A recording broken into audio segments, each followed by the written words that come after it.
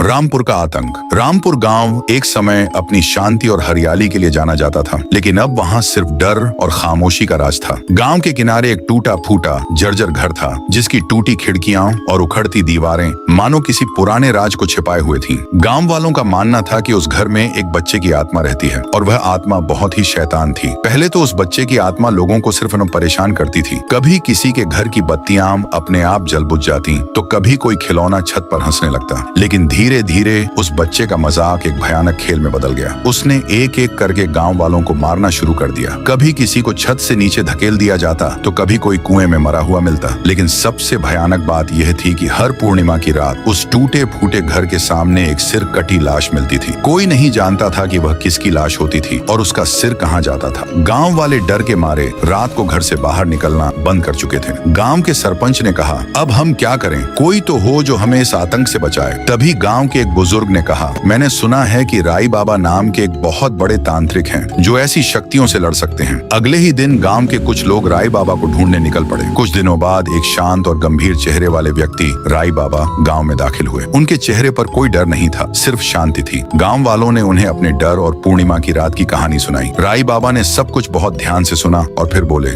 आज पूर्णिमा की रात है, मैं उस घर में जाऊंगा और उस बच्चे के रहस्य को सुलझाऊंगा। गाँव वालों ने उन्हें रोकने की कोशिश की। बाबा, वहाँ मत जाओ, वो बच्चा बहुत खतरनाक है, उसने कई लोगों को मार डाला है। लेकिन राई बाबा ने उनकी एक न सुनी। उन्होंने अपने झोले से कुछ चीजें निकाली और चांदनी रात में धीरे धीरे उस टूटे फूटे घर की तरफ बढ़ने लगे। गांव के लोग अपने घरों की खिड़कियों से इस भयानक दृश्य को देख रहे थे। जैसे ही राई बाबा घर के दरवाजे पर पहुंचे, दरवाजा अपने आप एक जोरदार आवाज के साथ खुल गया। अंदर से एक ठंडी हवा का झोंका आया, जिससे उनके शरीर में सिहरन दौड़ गई। उन्होंने अपना पहला कदम उस घर के अंदर रखा। गाइस, आप लोगों को पार्ट 2 चाहिए तो 15,000 लाइक करवा दो।